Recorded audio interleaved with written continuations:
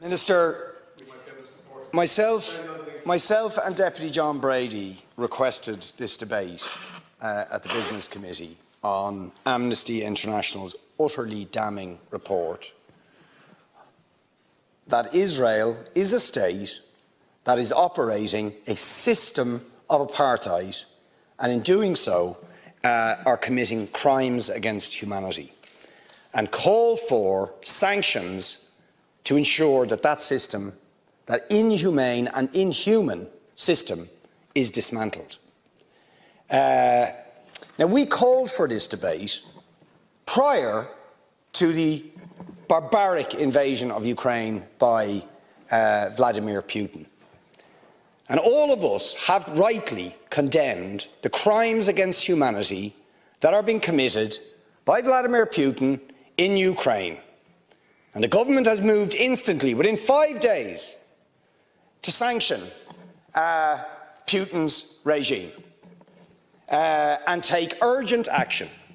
And the strength of language that was used, rightly, against Putin as a barbarian, as a thug, as a murderer, as a warmonger, all of which are true, all of those things apply to the State of Israel in its treatment of the Palestinians, and yes, the government is concerned about its use of language and doesn't feel it is appropriate to even use the word apartheid when Amnesty International, the most respected human rights organisation in the world, and Human Rights Watch, within a very short period of time, issue these damning reports saying that Israel, since its foundation, has been built on a system of oppression and domination and apartheid and racism, involving the murder of unarmed, innocent civilians on a regular basis,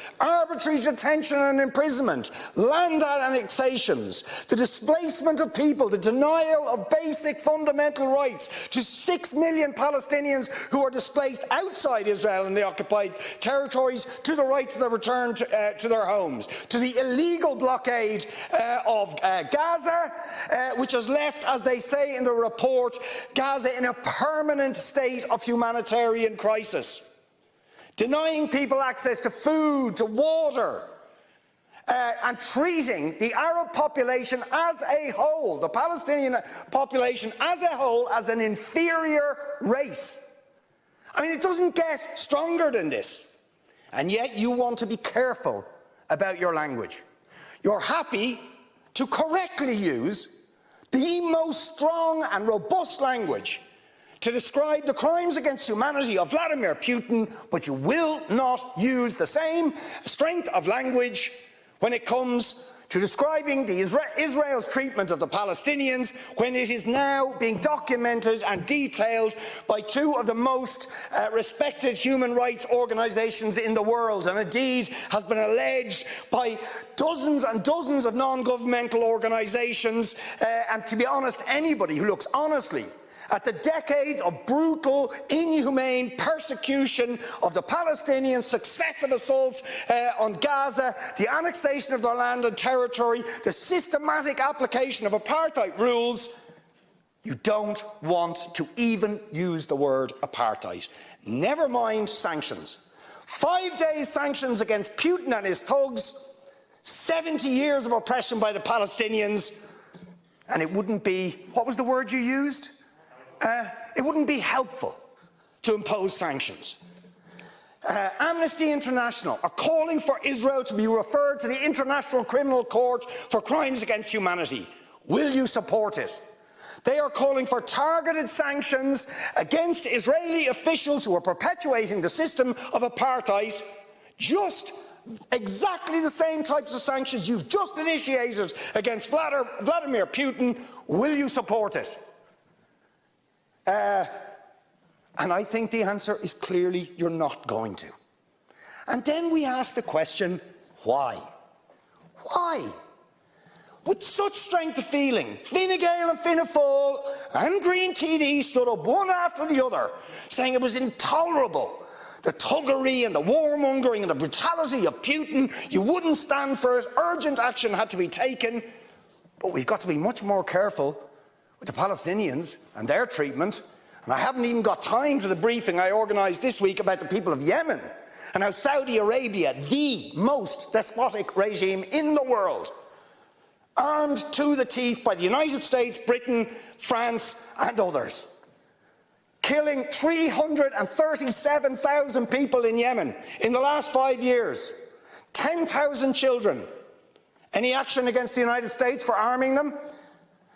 Or Britain, or France, or Saudi itself? No.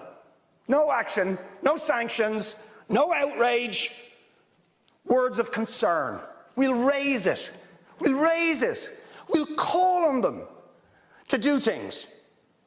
Now, you see, if you're going to have moral standards, those standards have to be consistent. Otherwise, they are not standards at all. They are just cynicism.